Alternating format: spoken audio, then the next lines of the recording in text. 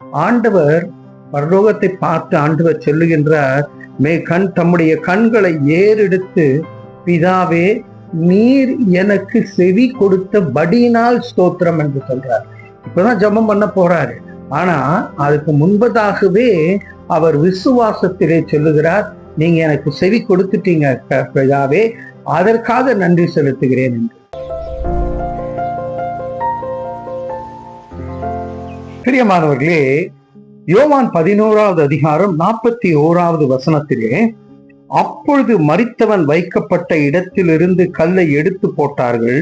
இயேசு தம்முடைய கண்களை ஏறெடுத்து, பிதாவே நீர் எனக்கு செவி கொடுத்தபடியினால் உம்மை ஸ்தோத்திரிக்கிறேன் என்று இயேசு ஜெபிக்கின்ற வசனத்தை பார்க்கின்றோம்.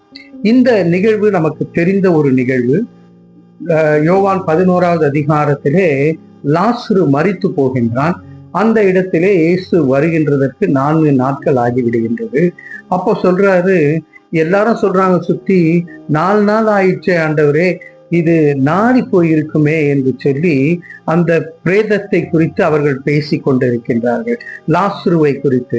பிரியமானவர்களே, ஆனால் 11வது அதிகாரம் 3வது வசனத்திலே சொல்லிவிட்டார் இயேசு கிறிஸ்து, இந்த வியாதி மரணத்துக்கு ஏதுவாயிராமல் தேவனுடைய நாமத்துக்கு மகிமை உண்டாக கூடிய ஒரு வியாதியாகத்தான் இருக்கின்றது. இவன் சுகம் பெறுவான், இதன் நிமித்தமாக இயேசு கிறிஸ்துவின் பெயரும் மகிமைப்படும் என்று சொல்லி. பிரியமானவர்களே, இந்த இடத்துல அவர் செய்கின்ற ஒரு காட்சியை பாருங்க. கல்லை எடுத்து போட சொல்றாங்க, கல்லை எடுத்து போடுறாங்க. போட்ட பிறகு ஆண்டவர் பரலோகத்தை பார்த்து ஆண்டவர் சொல்லுகின்றார், தம்முடைய கண்களை ஏறெடுத்து, பிதாவே நீர் எனக்கு செவி கொடுத்தபடியினால் ஸ்தோத்திரம் என்று சொல்றார். இப்பதான் ஜெபம் பண்ண போறாரு. ஆனா அதுக்கு முன்பதாகவே அவர் விசுவாசத்திலே சொல்லுகிறார், நீங்க எனக்கு செவி கொடுத்துட்டீங்க பிதாவே, அதற்காக நன்றி செலுத்துகிறேன் என்று. இன்றைக்கு நமக்கு வரக்கூடிய ஒரு நல்ல செய்தி என்ன என்றால், நீங்க எதற்காக முயற்சி செய்து கொண்டிருக்கின்றீர்களோ, எதற்காக நீங்கள் போராடி கொண்டிருக்கின்றீர்களோ, எதற்காக நீங்கள் ஒரு ஏக்கத்தோடு காத்து கொண்டிருக்கின்றீர்களோ, அந்த காரியத்தை ஜெபத்திலே வைத்திருக்கிறீர்கள். ஜெபம் கேட்கப்பட்டது என்று விசுவாசத்தோடு ஜெபிக்க நாம் அழைக்கப்பட்டிருக்கிறோம்.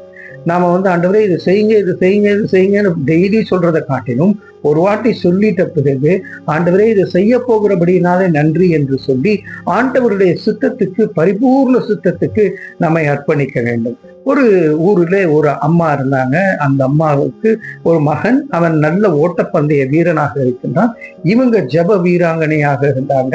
இவங்க அம்மா பையனை எப்போதும் ஜெபத்திலே வழி நடத்தி கொண்டு இருந்தாங்க. அந்த மகன் ஓட்டப்பந்தயத்தில் தான் வெற்றி பெற்று வரும்போது எல்லாரும் கேட்பாங்களாம், எப்படிடா நீ எல்லா ரேஸ்லயும் வின் பண்றன்னா? அதுக்கான ரகசியத்தை அவன் சொல்லும்போது, அவங்க அம்மாவிடத்திலே நான் ஒவ்வொரு முறையும் நான் இந்த ஓட்டப்பந்தயத்துக்கு முன்பதாக போய் ஜெபிப்பேன். என் அம்மா சொல்லுவாங்க, நீ வெற்றி பெற்று வருவதற்காக நன்றி ஆண்டவரே என்று சொல்லி, என் மகன் வெற்றி பெற்று வருவதற்காக நன்றி என்று சொல்லி வாழ்த்தி அனுப்புவாங்க.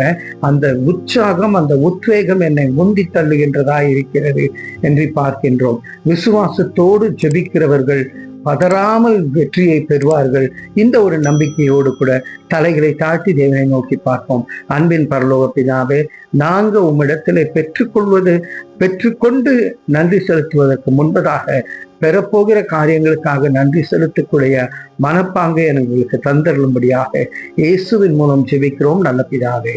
ஆமேன், ஆமேன்.